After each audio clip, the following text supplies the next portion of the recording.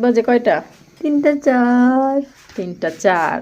আর আমরা রান্না করি, এখনো ডিম সিদ্ধ বাকি, রোস্ট শেষ, খাসির মাংস শেষ। হ্যালো, আসসালামু আলাইকুম, welcome to our page Aladdin and genie. সবাই আশা করছি ভালো আছেন, আমরাও ভালো আছি আলহামদুলিল্লাহ। তো আমার একটু ঠান্ডা লেগেছে, কথা একটু উল্টাপাল্টা হতে পারে, তার জন্য প্রথমেই সরি বলে নিচ্ছি। তো এদিকে আদা রসুন তারপর হচ্ছে পেঁয়াজ ব্লেন্ড করে নিয়েছি, কারণ বাড়িতে ছোটোখাটো একটা অনুষ্ঠানের আয়োজন চলছে। এই অনুষ্ঠানটার নাম হচ্ছে বিয়াইন খাওয়ান, যেটা আমি আমার শ্বশুরবাড়িতে এসে প্রথম শুনেছি। সেটা হচ্ছে বাড়ির মেয়েকে বিয়ে দেওয়ার পর বাড়ি মানে মেয়ের যে মামি শাশুড়ি, চাচি শাশুড়ি, খালা শাশুড়ি বা শ্বশুর, সবাই তোমার শ্বশুর শাশুড়ির বিয়াইন হয়।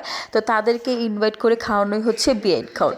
তো তাদের জন্য আয়োজন চলছে 35 জন মানুষের মতো, আর বাড়িতে তো মানে 15-16 জনের মতো ছিলই। তো সবার জন্য আমি একা হাতে রান্না করেছি। তার জন্য একটা খাসি আনা হয়েছিল, সেটাতে 9 থেকে 10 কেজি মাংস হয়েছিল।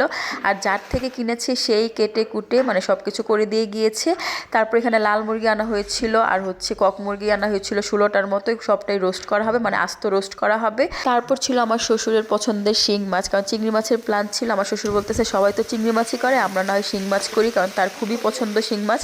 তো এখানে অনেকগুলা মানে কত কেজি, 4 থেকে 5 কেজির মতো শিং মাছ আনা হয়েছিল। তো এইগুলো আমি ভুনা করে নিচ্ছি, প্রথমে হলুদ লবণ দিয়ে ভেজে, তারপর হচ্ছে পেঁয়াজগুলি টমেটো আর পেঁয়াজ দিয়ে ভুনা করে নিচ্ছি। আর একটু শুকনাই করেছি, কারণ এত খাবারের মধ্যে এত ঝোল খাবার কারোর ভালোও লাগবে না। এদিকে হলুদ লবণ মরিচ আদা রসুন সব কিছু দিয়ে আস্ত মুরগিটাকে বসিয়ে দেওয়া হয়েছে। একটু সেদ্ধ হলে ডুবো তেলে ভাজা হবে, যাতে মশলাপাতি সব ঢুকে, এই জন্য একটু সিদ্ধ করা। আর এদিকে ফার্মের মুরগির পিসও রোস্ট করা হবে, সেটাও হলুদ লবণ সব কিছু দিয়ে হালকা একটু সেদ্ধ করে তারপর ডুবো তেলে ভাজা হচ্ছে। তো লাল মুরগিটা কাটাকাটি শেষ, আর এদিকে খাসির সব ধরনের মশলা দিয়ে রাখা হয়েছে, জাস্ট বসিয়ে দেওয়ার পালা। তারপর ডুবো তেলে আস্ত মুরগিগুলো ভেজে নিব। আর এইগুলা কিন্তু সব কাটাকাটি ধোয়াপালি আমার শাশুড়ি, তারপর হচ্ছে ননদ, মানে যেই ননদের শ্বশুরবাড়ি থেকে মানুষ এসে খাবে সেই ননদ, তারপর হচ্ছে ফুফাতো বোন, মানে ভালো মানুষের ফুফাতো বোন, সবাই মিলে কেটে কুটে ধুয়ে পালি করে সব কিছু করে দিয়েছে। আর পেঁয়াজ টিয়াজ আদা রসুন সব আমি নিজের হাতেই করেছি, রান্নাটা আমি নিজের হাতে করেছি। আর এই যে খাসির মাংসটা প্রথম যখন বসিয়েছিলাম নাড়তে আমার সমস্যা হয়েছিল, কারণ 9 কেজি মাংস একা নাড়া পসিবল না। তো তখন আমার শ্বশুর প্রায় রাত 1টা-1:30 পর্যন্ত আমাদের সাথে ছিল, কারণ সবাই তো ঘুমিয়ে গিয়েছিল। তো নাড়াচাড়া করতে হেল্প করেছে। এতগুলো মাংস যতক্ষণটা পর্যন্ত কমে গিয়েছে ততক্ষণ পর্যন্ত ছিল। তখন মাংসটা একটু কমে গিয়েছে, নাড়াচাড়া আমি করতে পারবো, তখন শ্বশুরও চলে গিয়েছিল ঘুমাতে। এর আগে সবাই শুয়ে গিয়েছিল, কারণ আমি পাঠিয়েছিলাম আমার শাশুড়ি পরে ননদ সবাইকে, যে ওরা তো অনেক কাটাকাটি করে অনেক কষ্ট করেছে, যে বলেছিলাম যে আপনারা চলে যান, আমরা রান্না করতে পারবো। তো আমি আর আমার ছোট ননদ 3:30 পর্যন্ত রান্না করছিলাম। আর এদিকে রোস্টের জন্য মশলা কষাচ্ছি, লাল মুরগির জন্য মশলা কষিয়ে নিচ্ছি। তারপর মজার ব্যাপার হচ্ছে আমরা এত রাত পর্যন্ত রান্না করছিলাম, আমার ননদ বলতেছে আপনাকে একটা জিনিস করে খাওয়াই।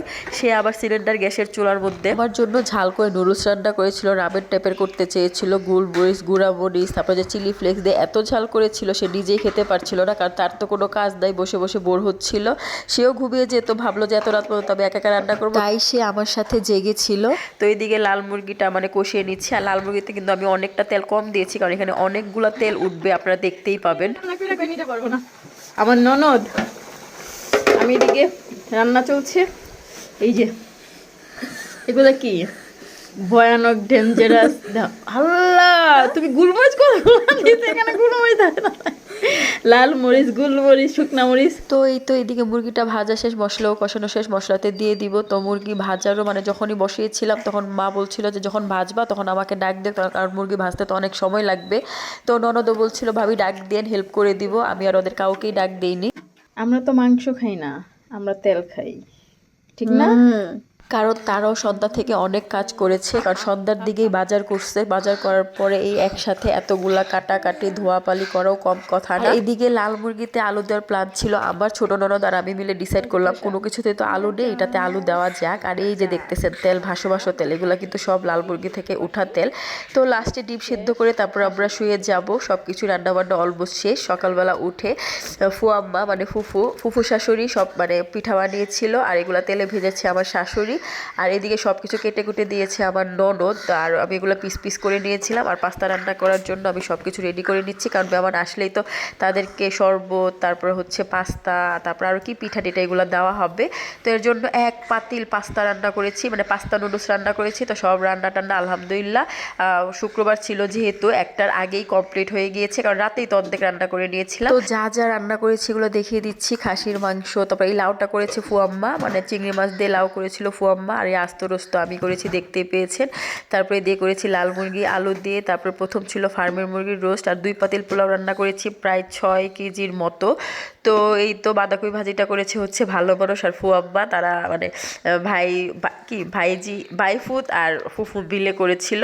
তো সালাদ কাটাকাটি করে নিয়েছি আমি। তো এই তো রেডি হয়েও নিয়েছি, কারণ মেহমান আসার সময় হয়ে গিয়েছে। আপনাদের এক ঝলক দেখিয়ে দিই কোথায় বসিয়ে খাওয়ানো হবে। এই যে এই রুমটাতে আগে ছিল ধানগুলা সব আরেক রুমে নিয়ে প্রায় 30 জন মানুষ বসে খেতে পারবে এমন করে মানে টেবিল চেয়ার রাখা হয়েছিল। বিকেল হয়ে গিয়েছে, মেহমানদের চা পানি খাইয়ে এখন বিদায় দেওয়ার পালা। তো বিদায় দেওয়ার আগে কাপড় চোপড় দিয়ে দেওয়া হবে। তো মেয়েদের জন্য 3 পিস আর বয়স্ক মানুষদের জন্য শাড়ি নেওয়া হয়েছিল, আর বাচ্চাদের জন্য টাকা দিয়ে দিয়েছিল। এখনো যে কত রিচুয়াল নিয়ম দেখার বাকি, আল্লাহ ছাড়া কেউই জানে না। মানে মেয়ে বিয়ে দিয়ে যে কত কিছু করতে হয়, যারা এই নিয়মগুলো ফলো করেন বা পালন করেন তারাই ভালো জানেন। আমাদের আইডিয়া নাই, যা দেখি যা শুনি তাই মানে ভিডিওতে শেয়ার করি। তো এই ছিল আমাদের বিয়েন খাওন। তো আল্লাহর রহমতে সবকিছু সুন্দরভাবে শেষ হয়েছে। সবাই ভালো থাকবেন, আমাদের জন্য দোয়া করবেন, আপনাদের জন্য দোয়া রইল। আজকের মতো এতটুকুই। আল্লাহ হাফেজ, আসসালামু আলাইকুম।